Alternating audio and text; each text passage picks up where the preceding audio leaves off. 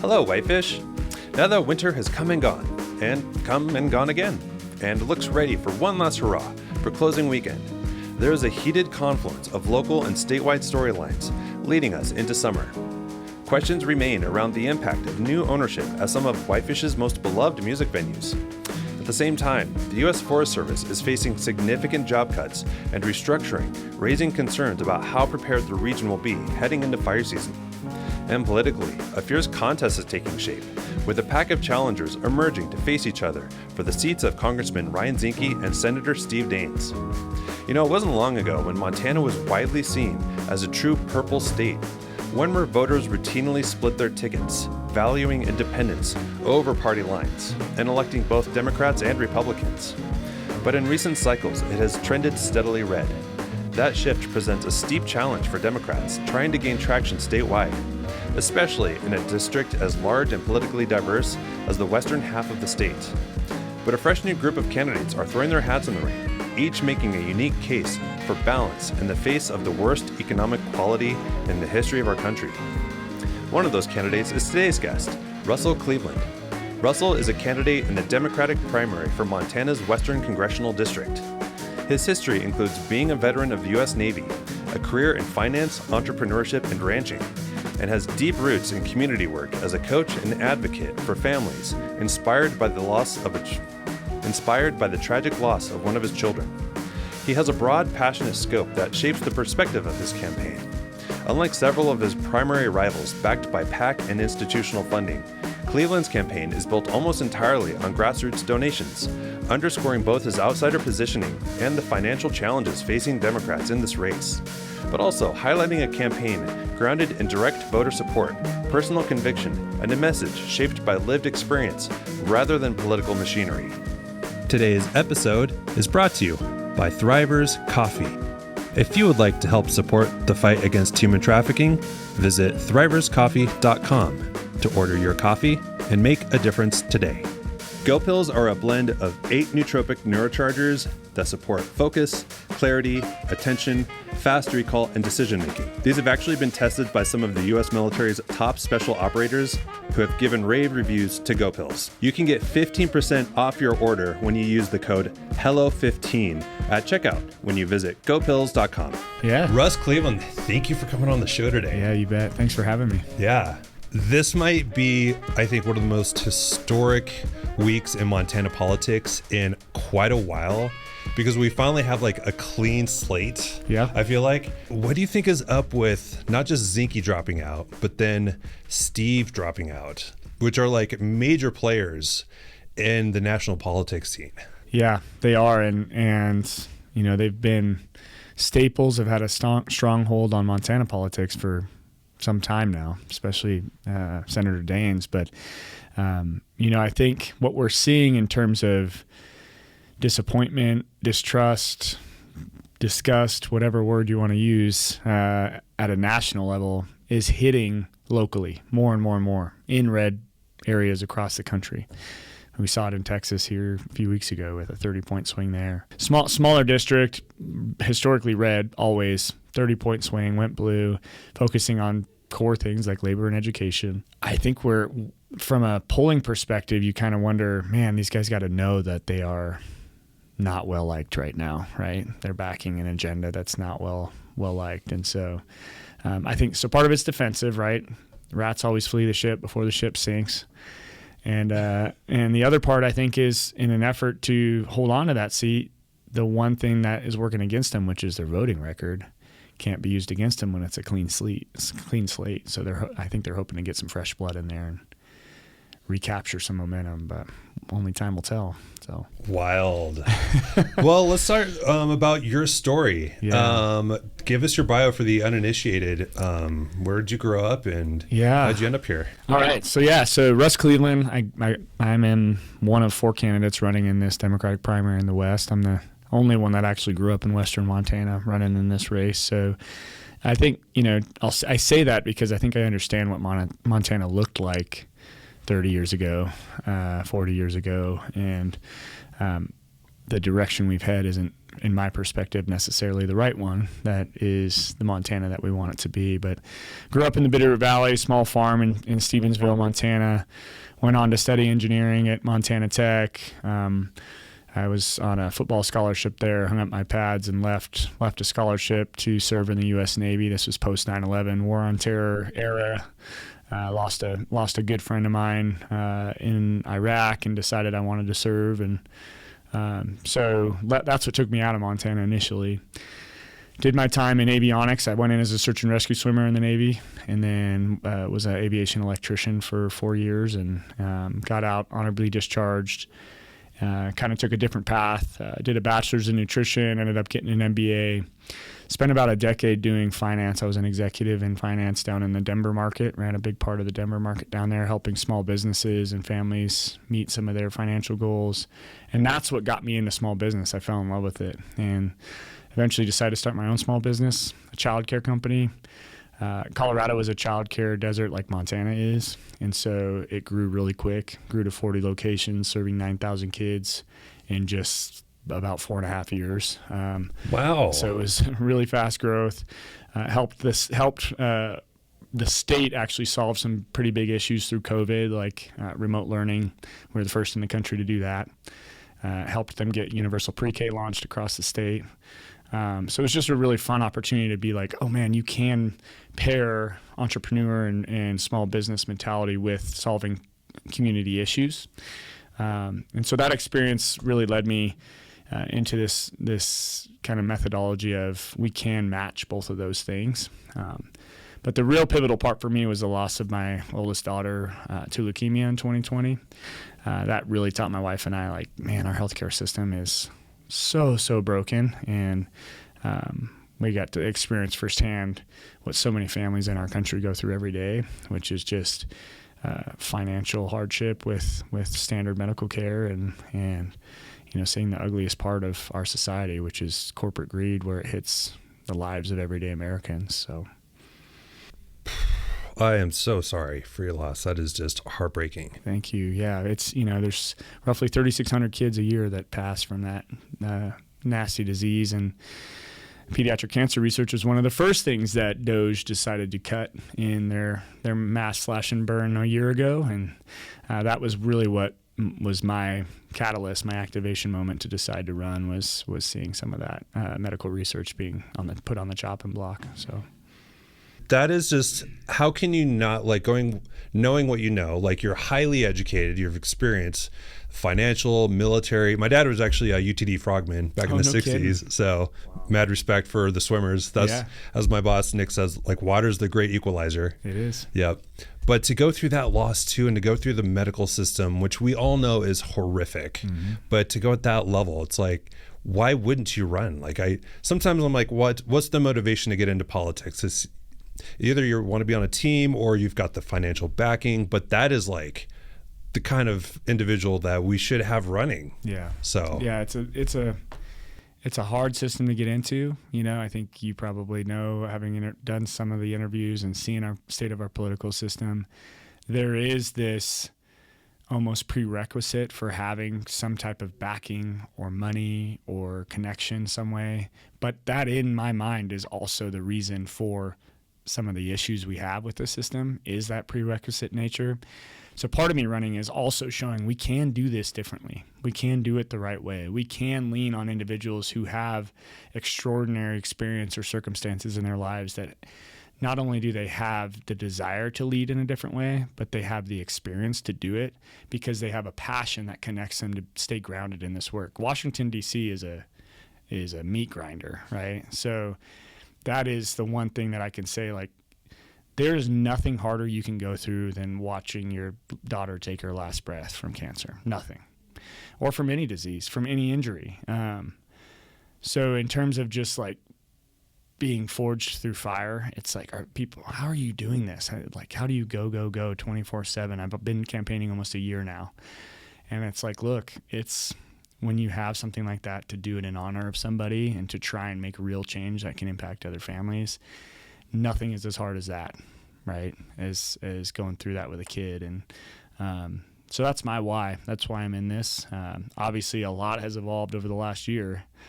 a lot of people are in strife with their medical care. And so it's just, it seems like it was the right moment, right time, right opportunity to try something different. So I imagine you've done a ton of traveling. You've been campaigning for a year. I think you're kind of one of the first to throw your hat in the ring, I feel like. Was the first, yeah. Yeah. So what have you experienced in that year just traveling around Montana? What are you hearing from people? Yeah, I consider myself a pretty independent Democrat, a progressive independent. I approach this without including a lot of Democratic language. And when I first announced, I wanted to go at it in a nature that was really more of a listening tour, a learning tour, and to go to places where politicians don't normally go, which is our 12 rural counties. We have a lot of focus on Missoula, a lot of focus on this area, Bozeman, somewhat in Butte, but places like Eureka, Libby, Knoxon, Dillon, Ennis, these are places that I've talked to people that haven't seen someone in 25 years. But they are still highly impacted by the state of our union. They're highly influenced to become involved in some way. But trust is built on the ground, not through TV, radio, even podcasts, or some of these other things. The number one way to build that is in person. And in Montana especially, we kind of lean on that old way of doing things, right? And so in getting in early, part of my decision to do that was this isn't a whole extra summer, fall, 6 months, 8 months, whatever it was before other people got in, for me to just focus on building relationships and understanding what people actually need, not trying to push this nationwide agenda down, but trying to push this grassroots agenda up. Nice. And it's working. I mean, people are fired up. They're ready to go. And so I think that's a pretty awesome connection. Yeah. And I think because Montana is such a big state with such a low population that the communities are very isolated, and we don't even really know who our neighbors are. Yep. Part of the reason why I started this podcast is because I spent a lot of time in Browning as a kid and just have so many good friends over there now, and I've gotten to work on some documentaries over there. But historically, it's just been such a separate community from the Flathead Valley. Now I feel like there's more connection. Mm-hmm. But even in the Flathead Valley, there's the Tri-Cities, there's Kalispell and there's Whitefish and there's Columbia Falls, and we bicker about each other and we see what everyone's doing right and what everyone's doing wrong and stuff. And it's kind of natural to roast your neighbors and stuff. But even just outside of the Flathead Valley, it's you quickly forget who's even really in Montana. Yeah. Yeah. Montana's, what's the old saying?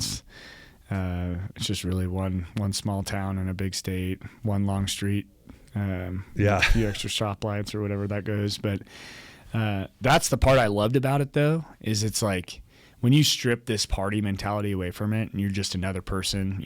I'm a dad. I still have 6 kids at home, big family. Nice. I have former business owner. I have a ranch down in St. Regis, raising cows, and it's not a big operation. It makes no money, but it puts meat in the freezer. And a lot of people in Montana are that way, right? That's why people hunt and fish, is sometimes for the fun of the recreational side, but also actually still depend on it for food as well. And we see that in places like Browning, where they were intentionally put on the east side of the divide at the northernmost border to basically be isolated from what was then the moving parts of the economic machine of an emerging United States, right?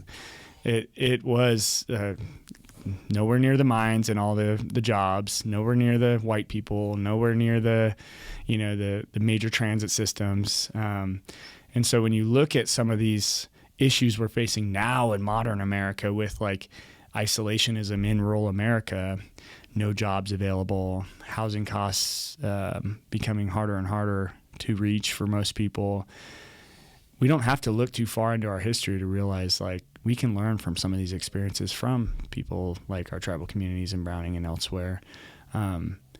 Food security is a big one. How do they control our native population? By controlling what food comes in and out of those populations. Mm-hmm. We're in a place now in our country where almost all of our food is imported. And from a national security standpoint, that's the best way to control a country. You cut off their food supply, you're not growing anything inside your own borders, you're in trouble, right? You can control that country. And so we have the space. It's just, do we want to use it for data centers or do we want to use it for actual agriculture production? That's the choice that's in front of us. So. And good agriculture. It's like the majority of the agriculture in America is for soybeans and corn for high fructose corn syrup. Yep. Yeah. It's all exports. Yeah. And stuff that gets used for like highly processed foods. Mm-hmm. And it's such a hard industry to break into. I think we're lucky to have like as many successful small farms here, and especially this part of Montana. Like we're very fortunate, but like at a national level, like, I mean, I'm just trying to rack my head. There's so many problems right now. It's like, we've got the national debt that just seems to be spiraling out of control.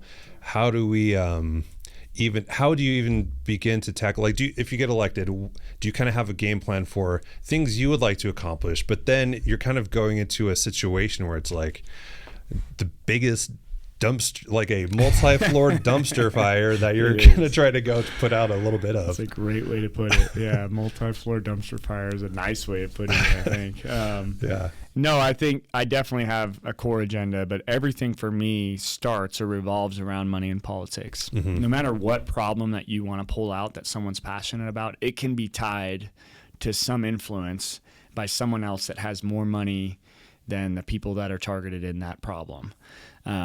Because money in this country buys influence. That is the fault line in a capitalistic society is profit.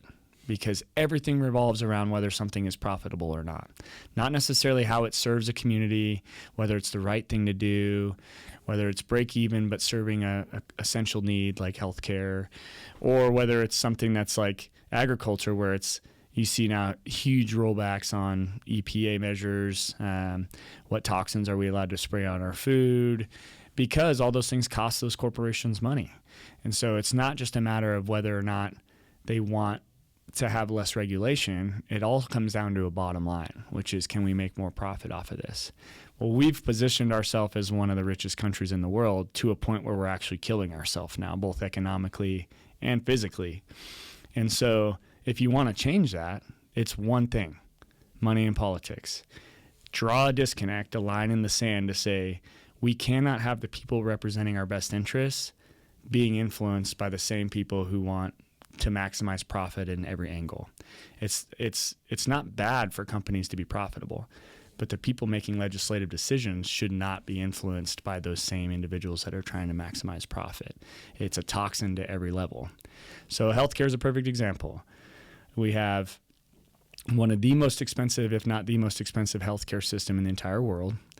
We have some of the most declining and lowest ages for people actually dying and highest rates of disease in this country of first world countries.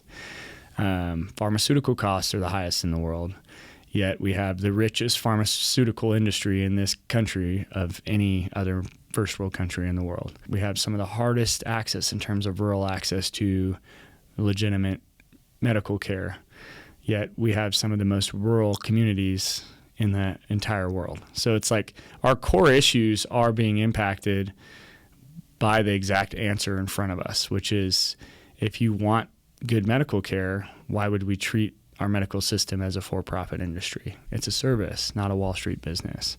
And I think a lot of people feel that way, but the ones in charge of making the decision whether we continue that way or not are the ones paying the biggest amounts to the political system that takes corporate money for elections. So, I mean, it's almost comical how bad the health insurance industry is. It's like you can pay $500 a month to an insurance company that'll give you a $10,000 deductible, meaning you have to pay them $500 a month.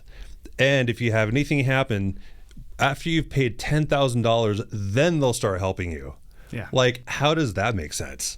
It doesn't. That's the only way that makes them profitable, right? Because they know that, well, if we drop the prices, then we're break even at best. This may become a losing business model to where we're actually having to treat a society that, because of many other reasons, is set up to fail due to other, quality of life and health standards, whether it be the quality of food we eat, or, other risk factors. So for them to be profitable, they have to drive those costs up for ordinary Americans, or it just doesn't pencil out. But part of the problem is the profit is going to that upper tier of executives and shareholders in these companies. And so the only reason that we have to drive those up is because they have a set amount that they want to make off of our health. That is where the government should say, this is not how this works.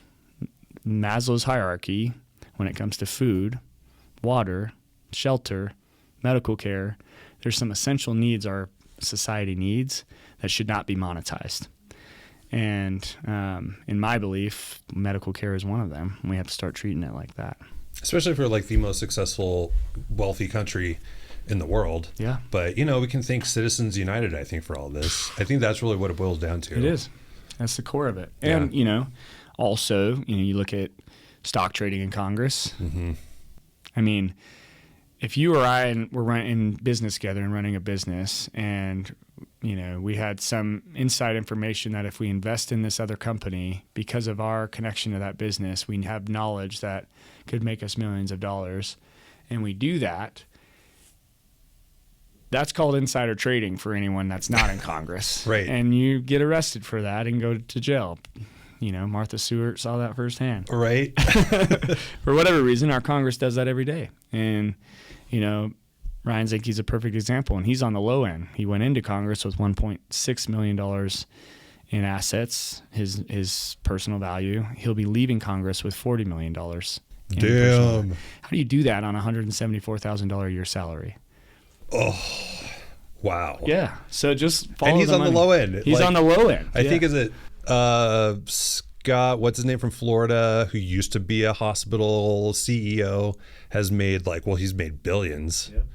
If I remember correctly. Well, the Trump administration in office this year has made, I think it's $8 billion in 1 year. That is the increase in value since, just because of legislative and administrative decisions that he's made on behalf of his empire, has increased his personal wealth by that amount. And we turn a blind eye to it. That's the problem as a society, is we've grown so accustomed to it that we're like, that's just the way it is. Well, that's not the way it has to be. We can do it different. You got to vote in people who swear off this type of influence and power. And that's one of the things that I did early on. The core focuses that I have is getting money out of politics. That includes the stock trading we talked about. It includes term limits. It includes not taking any money from corporate PACs, from anybody but individual contributions. I'm an individual contribution only guy. But then once you do that, we can focus on things like fixing our healthcare system, a universal healthcare system that doesn't matter whether you're working for $10 an hour or whether you make $10,000 an hour. You have access to the best doctors, and it won't financially break you. That is the number one cost for most Americans. Mm-hmm. The second two highest costs, in the third bucket, which is affordability for me, are housing and childcare. And we've seen that in Montana. Both of those are some of the highest in the country, housing costs and childcare costs. So if you want to address those issues, we have to tackle it from the backside, which is let's get money out of politics, then we can put progressive legislation in that actually fixes these things and tackles them from the top down. So, I mean, that is such a great combination of things to kind of understand. It's like, my partner and I have a daughter, and there's a lot of young families, and it's almost impossible, especially in Montana, to just have a single income. Mm-hmm.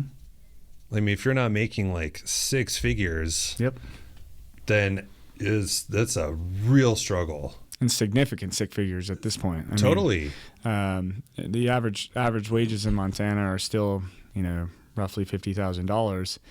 But the average home cost is over $600,000 for a 3-bedroom house now, and that's not in your key markets like Whitefish and Bozeman and Missoula, right? Mm-hmm. And so, if you actually want a home and not be renting forever, you do have to see some of those higher wages. Well, we just don't have them in high proportions in this state, and so we need to look at things. One of the biggest ways to tackle this housing disparity would be to start regulating this corporate greed window, which is, in my mind, a 50-to-1 ratio on the top earner in a company to the bottom earner.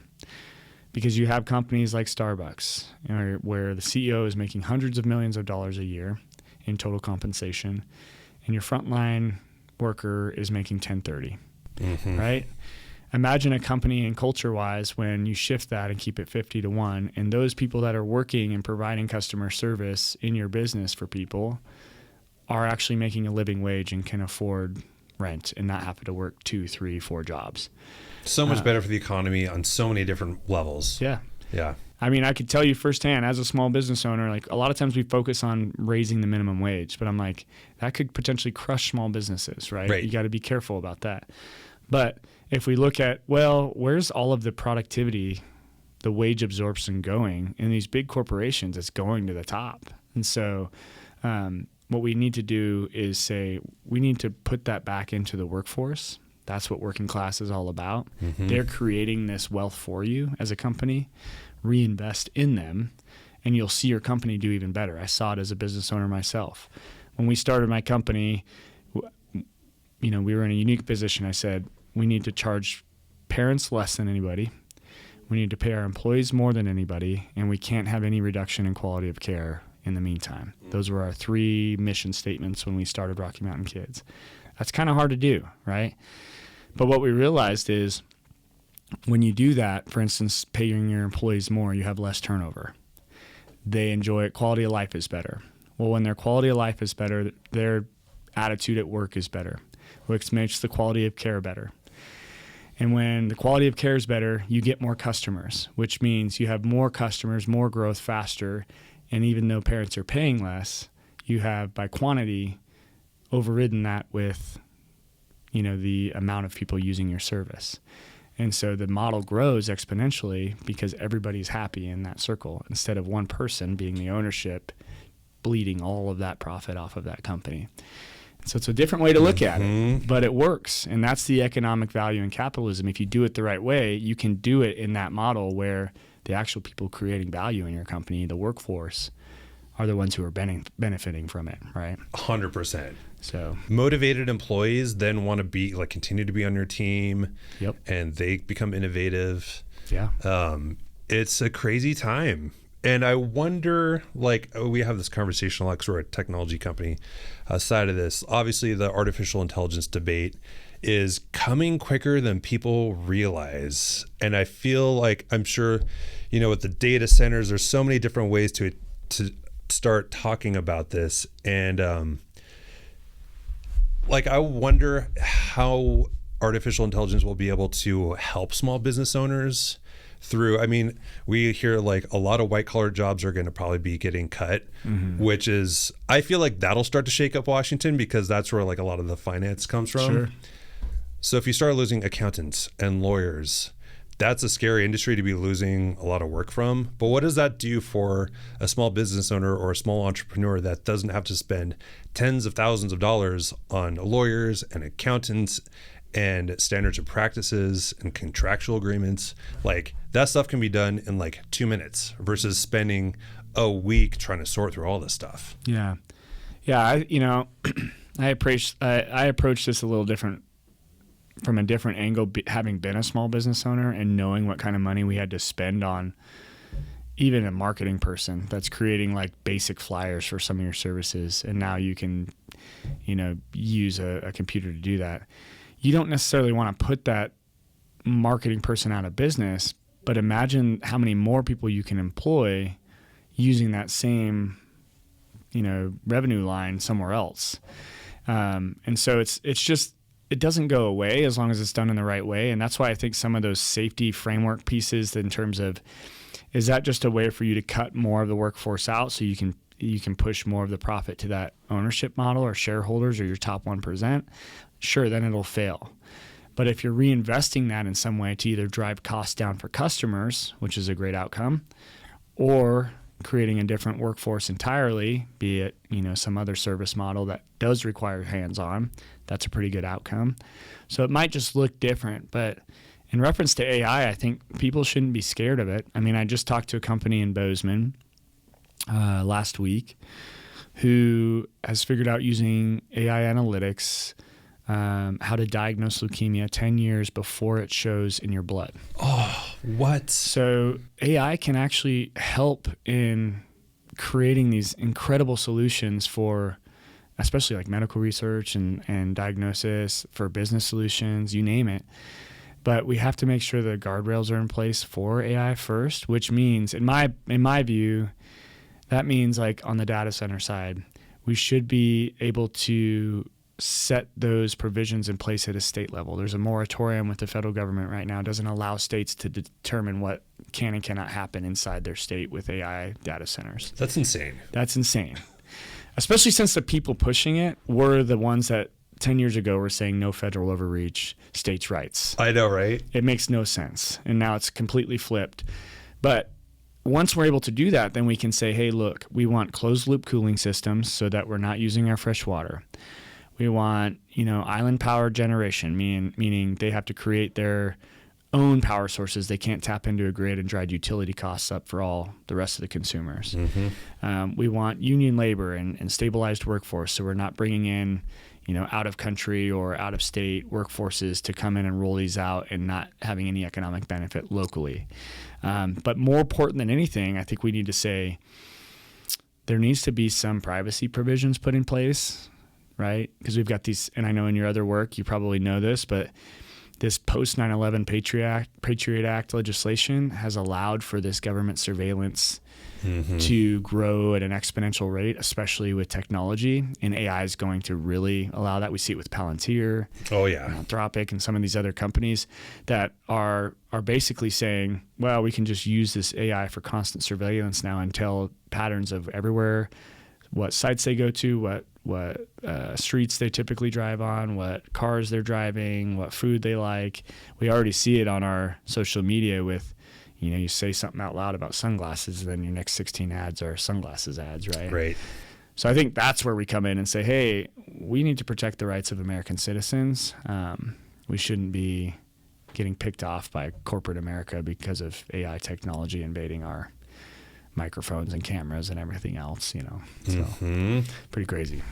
It is crazy. And that just brings up the whole question about energy to even run all this stuff. Mm-hmm. So we're seeing a couple data centers that are looking to pop up in Montana. I think there's 3, if I read correctly. How do we not exacerbate climate change?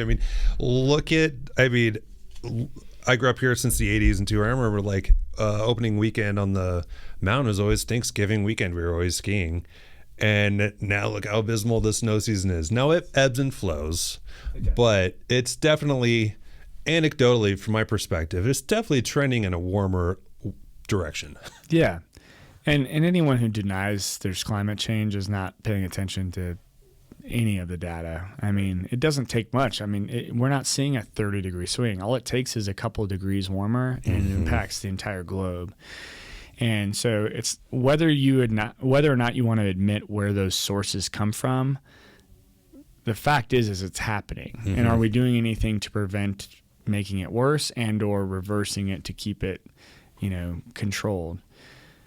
There's no question that data centers especially are going to drive that in the wrong direction. So especially if they're using the wrong energy source, burning fuel sources for on-site energy, or like we see in Montana, part of the reason we don't want states' rights, we can keep a coal industry alive through an increased energy grid that is exclusively dependent on coal production, right?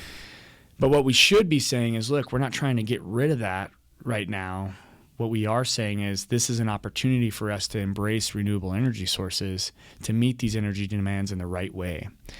And if we do that, then it creates a whole different sector of jobs in this state that is separate from coal or oil, and that diversity creates stability.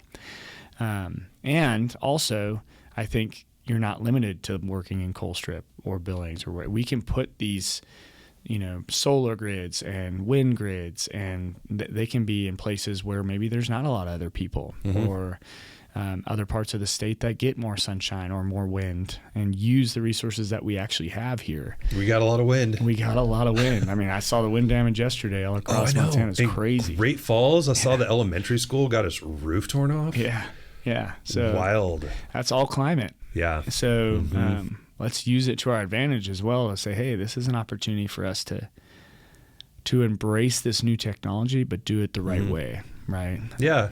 I think there's like low-key science fiction. We have liquid cooling too. That's also becoming a thing for computers. And I mean, kind of a controversial idea, but micro nuke reactors. Yep. I mean, I know that technology is maybe a generation out, but I mean, it seems like that's kind of a no-brainer. Well, China's already using it. They have a thorium-based micronuclear reactor, and thorium, in most cases, is a byproduct of gallium, which is also used in semiconductors, and that's why we've seen like everyone has it in their pocket with their cell phone. It's a needed, precious metal that we use in a lot of our chips and that kind of thing. That was the big push for the Sheep Creek mine in the South Bitterroot, which is a super controversial one because it's right at the headwaters of the Bitterroot River. So again, you have a heavy metal mine or a metals mine that is at the headwaters of the Bitterroot, which is already bad because of runoff, but then you add thorium, which is a radioactive byproduct. I mean, you're talking about disturbing an entire ecosystem downriver. So that's where the controversialness comes, is like, where are we actually sourcing this thorium to create these nuclear reactors? Once it's contained and in these energy, these nuclear reactor sites, it's actually one of the best types of nuclear energy because it cannot be weaponized. Oh. And so that is why it's stable. It's not like a plutonium or uranium. Yep. It's a stable energy source, and you can actually replace it without shutting the reactor down.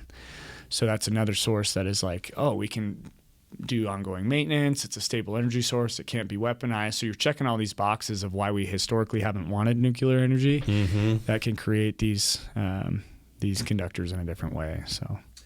Well, that's a good segue into international geopolitics. Yeah. I mean, I don't even know where to begin. Like, China is really kind of like hitting the ground running right now technologically, and some of the things they're doing. You've got what's happening in the Middle East. So what's your perspective on geopolitics and where we should be, obviously, with what's going on tragically in the Middle East right now? We've got like massive conflict going there. We've got China, which is a big adversary, technologically kind of pulling ahead, and we're kind of have our heads in the sand. So what's your perspective on the geopolitical stage right now? I mean, you look at, even just 5 years ago, look at where China was in terms of energy production and where they wanted to get to. They're now leading the globe in terms of solar grid, wind energy, some of these other things. They still have some coal, but that was primarily their energy source a decade ago. So they've turned the page. The only thing stopping us is special interests. So it comes back to money and who's controlling the decision-making happening in D.C. When you look at that side, you look at what's going on a global stage. If you don't believe that what happened in Venezuela was connected to Iran, you're not paying attention. Right? Oh, totally. That's all oil. Yep. And if you don't believe what's happening in Iran is connected to China, you're also not paying attention, because China's major primary oil source is Iran. And so when you look at these global conflicts, you understand it's the same old story played in a different hand of if whoever controls the oil controls global politics. But in my opinion, this plays into a bigger issue is we're still dependent on it. Just like I talked about with food, we are continuing to operate on a system that's diminishing instead of investing in a system that's emerging. Imagine what we could do with $1 billion a day we're spending in Iran if we invested it in infrastructure in this country, whether it was education, energy diversification, you name it. I mean, that is a lot of money. $1 billion a day doesn't seem like a lot in terms of a $40 trillion debt load, but it's a lot. And that's why people talk about this global issue. And I read your statistic here of we've been in in some sort of armed conflict for 92-93% of our history as a country. Mm-hmm. That blew me away. I didn't know that. That was Totally educational for me. I had to double check that from a couple sources, but that's 93% of our history has been in conflict. Which I'm 45, and it's like I remember, let's see, 80s. There was like Berlin Wall and stuff, Operation the Kuwait War with Iraq. But it's interesting because like watching the footage, kind of going off topic here, but like watching the footage today, I was like, smartphones is like we're seeing the destruction of these missiles, and it's like the shock and awe of the first campaign of the Iraq War under Bush. I remember that was like, oh shit, this is fucking brutal. But now this is like watching like a freaking sci-fi movie. Yeah. Like I can't even tell if it's AI, but then it's like, no, this is real. Yeah. Like these cluster munitions. Yeah. And I'm like, are we just at war? Laser stuff? Yeah. Like, are we just at war because the military industrial complex just wants to show off what it can do now? I mean, it's money, right? Yeah. One of our top budget items as a country is paid out to defense contractors. You want to know who some of the top donors for Congress and Senate is? Defense contractors. So again, it's like, I don't mean to beat a dead horse, but this is all circular. It's hand to mouth, like feed the system over and over and over again. It's like, oh, we got out of this 20-year conflict. Not even 5 years later, we're back in the Middle East, spending billions of our American taxpayer dollars. Why? We don't need to do that. We can do this differently. I truly believe that.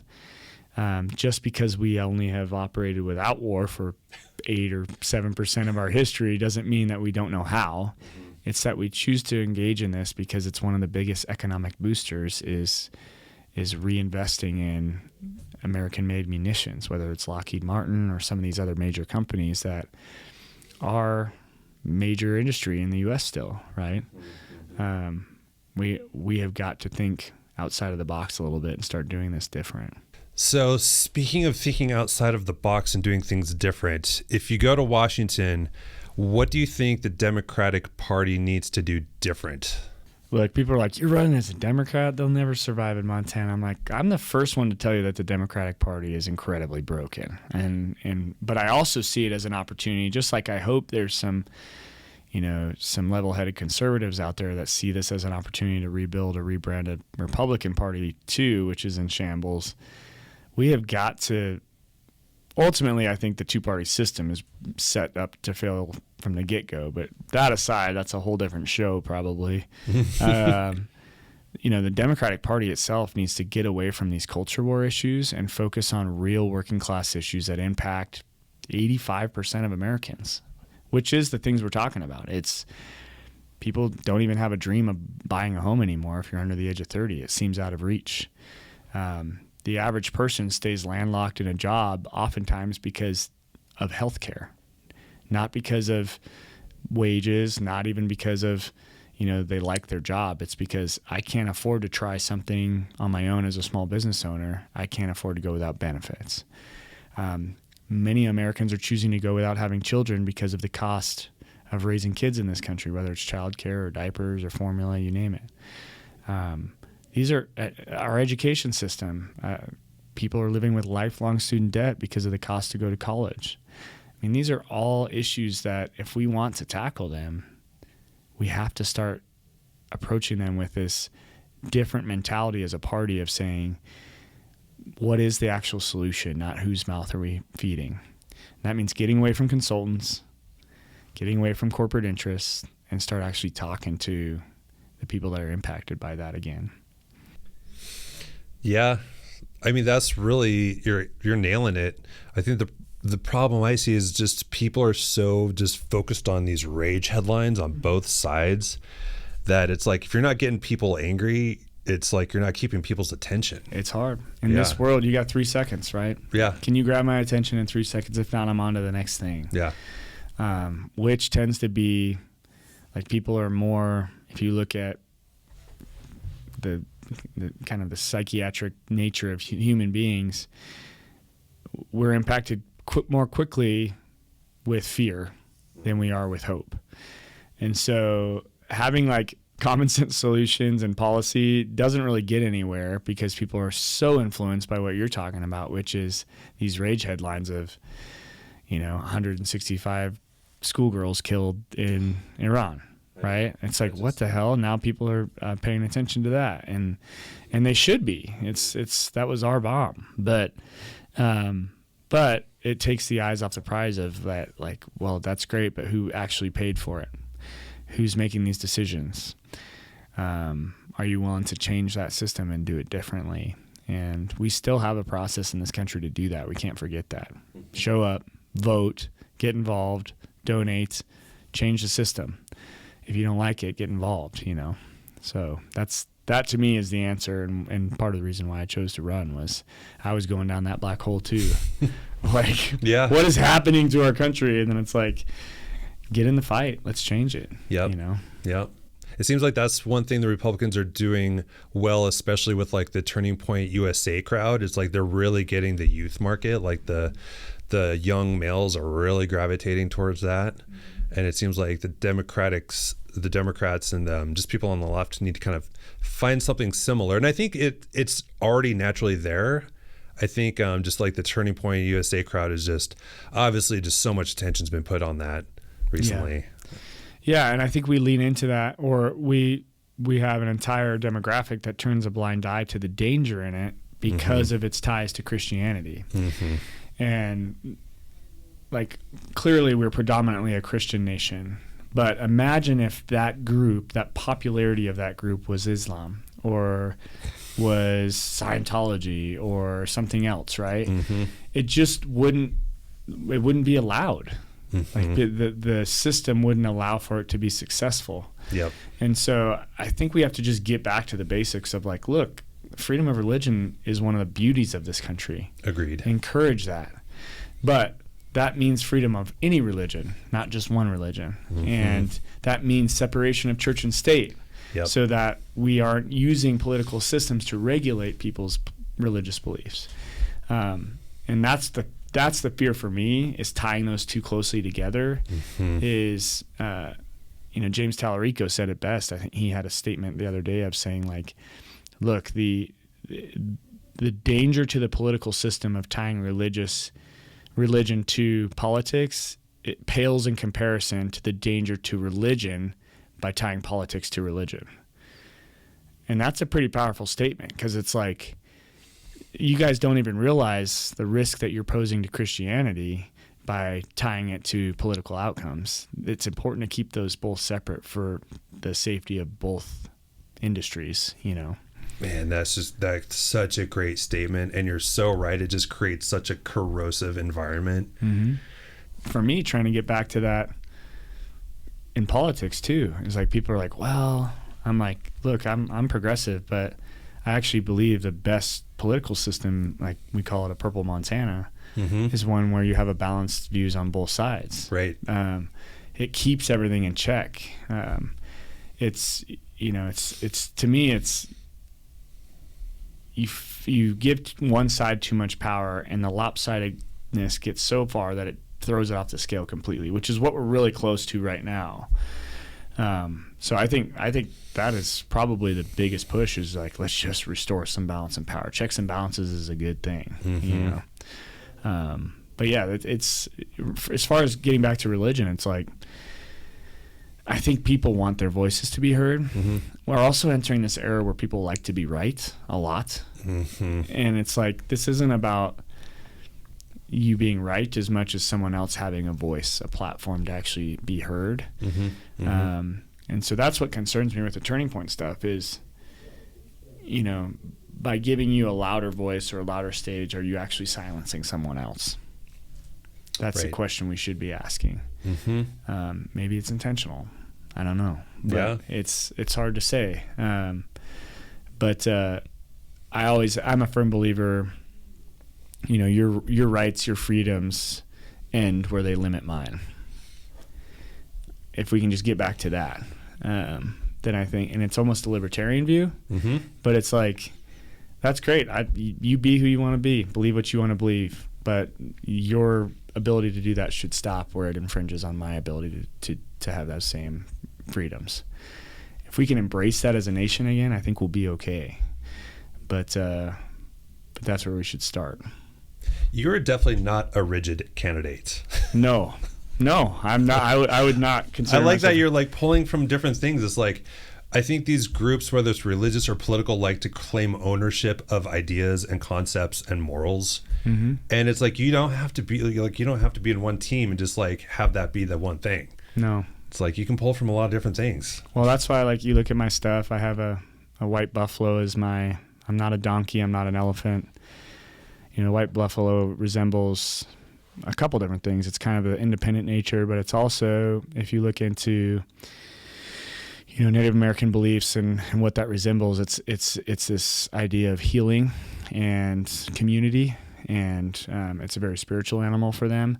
But also, it's like, man, we need that right now. We need that ability to kind of pull from both sides and see, like, hey, I'm not saying everything that you believe in is wrong, and I'm not saying that everything I believe in is right. What I'm saying is we need to have an avenue to connect on our different beliefs and still coexist. And for whatever reason, I feel like, especially under this Trump administration, that we're saying that ability to do that is actually what's wrong. And it's not, right? Immigration, some of these other topics, it's like, we can't survive without diversity, immigration, cultural variance. We need that on so many levels, not just in agriculture and service industry work, but even research scientists and the brightest minds and varying views. That creates a stronger society. Construction. Yep. Infrastructure. Everywhere. Yeah. You even look at, not to get too off topic here, but like Germany has a cross-laminated timber industry that's emerging that takes smaller diameter trees and can utilize those, so we keep old growth in the forest producing, right? Oh, that's amazing. And leave it to the Germans. Not only is it cheaper to make, but it's structurally more sound, and it's straighter timber, and you can have smaller mills and closer areas, so trucking costs are reduced. And that's great. There's all these benefits that solves an industry like we see in Montana that is dying, but could help reemerge that industry and answer some of the questions about how are we going to reduce building costs for a housing market that's also struggling, and labor costs for both. So it's just embracing that diversity through cultural differences. I think that's what makes us so unique. So it's interesting. I mean, you're in the military, Mm-hmm. so I think what I'm kind of picking up is, like in military operations, and I think what you're talking about now, it all comes down to successful logistics. Mm-hmm. And our logistics are not successful right now. No, they're terrible. Yeah. They're really bad. Yeah. And I think we got to think about it. It's not a sexy way to think about things, but when you start to understand what the outcome can be, like how successful and how life can be so much easier for so many more Americans and across the world. So yeah, I mean and economies of scale, like some of the logistics are hard just because of how big we are as a country. Yep. Like people talk about that with healthcare or transportation, shipping, all that kind of stuff. It's like, yeah, we're a massive country. It costs a lot to do anything. Yep. But some of that is why we intentionally were leaning into things like more rights to states. If you can manage these on smaller micro levels that are, Montana's a lot different than Florida, for example. Totally. It shouldn't be managed the same way. And Yep. so you have to have that adaptability. And when we can embrace that and not try and create this cookie cutter approach for everywhere, I think each of those local economies thrive in their own way. But we're struggling in that way right now. I mean, the writing's on the wall, so we just have to embrace it. What is one issue affecting Montana that people in Washington completely misunderstand? Yeah, I think, Montana's got really strong, blue-collar roots, mining history. We look at Butte, Anaconda, some of these areas. I think Washington still sees Montana as that industry, and in many ways we are. But we're also, as of the last 10, 20, 30 years, much more environmentally aware. we realize what precious assets we have here in this state. And so there's this big disconnect. I'll give you an example. When I went to that Sheep Creek meeting in Hamilton, one would assume that the people standing in opposition of that mine were liberals or, leftists or whatever that are saying, hey, we don't want this here. That room was probably 95% conservatives. So I think the disconnect is Washington assuming just because the National Party thinks it's good for Montana doesn't mean Montana thinks it's good for Montana. We're much more hyper aware of what is good for us here, and also our history. Like these environmental disasters like we've seen in Butte, seen in Libby, we're not that far in our history. We're talking 1 or 2 generations back. And so I think we're also a lot more cautious to trust the system, so to speak. So I think we take pause and say, let's slow down. Is this actually good for Montana? And if we can do that, we'll be okay. Who cares about Washington, D.C.? I know, that's a good point. A lot of states are being told what to do because of these national issues and stuff. Yeah. That's really interesting. What's a political belief that you hold that your party might disagree with? Yeah, I think this is what makes me probably more independent. I'm actually super pro Second Amendment, like many Montanans. I think there's some limitations on that, on what we probably need to do in terms of making sure that we're not putting weapons in the hands of the wrong people. But to me, I think especially in these days of, I would borderline say, a tyrannical government, that was the entire intention of Second Amendment, right? Totally. It's imagine being without any form of protection whatsoever and having a government that's just wanting to run roughshod on all of its citizens. It's an era I think that we have to embrace. And also even things, like food security in this state. Like I talked about in the beginning, a lot of people depend on that deer or elk that they put in the freezer for food security. And so I think we just have to be careful on that. National Party doesn't understand that. Right. Montanans understand that. So I would say that's a pretty easy one. You brought up a really good point, which is a whole episode, which I hope to do at some point, but it's like a corner crossing and hunting access. Yep. And private land ownership. What is that? Like, that's such a huge can of worms that is starting to get a little bit of attention. Yeah. Alex Purdy in Minneapolis should have been the litmus test for the Second Amendment. Should have been. Or it was, in a way, but it's... I think it brought some people across the middle that were previously like, hey, this is why I vote right or whatever. But that's the perfect example of infringement of constitutional rights in its worst form, right? He was executed in broad daylight in an American street for what? I mean, it's exercising his First and Second Amendment right. That's it. The very beginning of our constitutional rights, right? And fourth, in a way, because it's an unlawful search and seizure as well. Yeah. So that it got a lot of people fired up, I know, but much like you say, we're on to the next thing in this country already, it feels like. But that one thing should have been a groundswell in this country that completely overthrew this government, and it hasn't. So what will it take? What is something you love about the United States that you think we get right?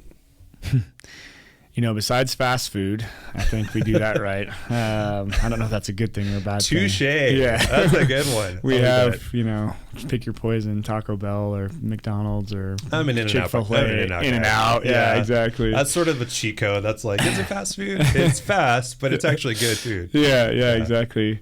But you touched on it a minute ago. I think the one thing that we really do right in this country is public lands, national parks. And that's something that's kind of on the brink right now as well. There's a dedicated group trying to strip those assets, those rights away. But man, you go to any of these other countries and they don't have that massive, asset at public access piece. They don't have it available to everyday people. And that to me is amazing. We have to maintain that because we see it here in Montana. We've already seen things like corner crossing and, river access, lawsuits getting tied up because people don't want to respect river access, or, historical hunting camping areas being boxed out by private land and shutting off easements. And but that's what makes Montana so great, is we have one of the largest areas of wilderness and public land access. So I would say that's one of the things that all Americans should love. I know a lot of people in the East don't necessarily see it or have it in the proportions that we do in the West, but man, that to me is the one thing we should definitely lock up. It's one of the most beautiful things. I agree. It's like when you're in Glacier or wherever, it's just the outside world just melts away. Yeah. I mean, you don't even have to go there. You go to the top of your ski lift here in Whitefish. Oh, I know. And you've got like one of the best views in the world, overlooking glaciers and Glacier Park. And I mean, photos don't even do it justice. It's just unreal. That's your backyard, So I think Montanans know it pretty well. But, you got to hope that everyone across the country will get on board with that to protect it, because it's pretty special. Where can people find out more information about your campaign? What's left for the rest of the year? Because I think election's coming up pretty quick. Yeah. If you're listening, I'd appreciate you checking out my website, russellcleveland.org, or you can just Google Russell Cleveland. I'm all over the place. Been campaigning about a year now, so there's plenty of content to read up on. I got a full social suite. Doesn't matter what you use, whether it's Blue Sky, Facebook, Instagram, TikTok, the full gamut. The rest of the years, this next 3 months, you'll see a lot of opportunities to contrast myself and the other candidates. We've got forums, one tonight in Whitefish, but we've got Butte, we've got Bozeman, we've got Missoula, we've got several, almost every week it seems like. So pick which one you want to jump in on. But ultimately, I just would love people to consider something other than the norm, just because it's the most well-advertised candidate. The only name you recognize, or because some other politician endorsed the candidate, doesn't make them the best one to serve Montana. And so do your homework. Dig in and actually look at what somebody's professional and personal experiences are, and what do they actually stand for and represent. Are they going to be able to be better than what we've had with Ryan Zinke and Steve Daines in office here for Western Montana? So big opportunities for Montana coming up. So, well, final question, because I'm also a gun guy. What's your favorite gun to shoot in your gun cabinet right now? Do you have one that's like that's my favorite one to shoot, pistol or rifle or anything? Yeah, I have a 30-40 Craig. It's an old World War I rifle that was gifted to me from my grandfather. You have to get ammunition made for it because it's a unique type. So I keep all my shells and get them repacked. But it's an old, basically flip-up sight sniper rifle that before they had scopes was, you dial it up and down and you can set the distance. It's one of those flip-up. It's pretty unique. But crazy. That was one of my first hunting rifles, was an open sight rifle like that. But it's just a lot of fun to shoot. So damn, that's awesome. Yeah, it's fun. So I've got a few from my grandpa's and a couple others. It's the old saying goes, I've got probably more guns than I need, but not as many as I want. Right. So that's Montana for you. So, totally. Awesome. Russ Cleveland, thank you so much, man. Thank you. Nice meeting you. You too. All right.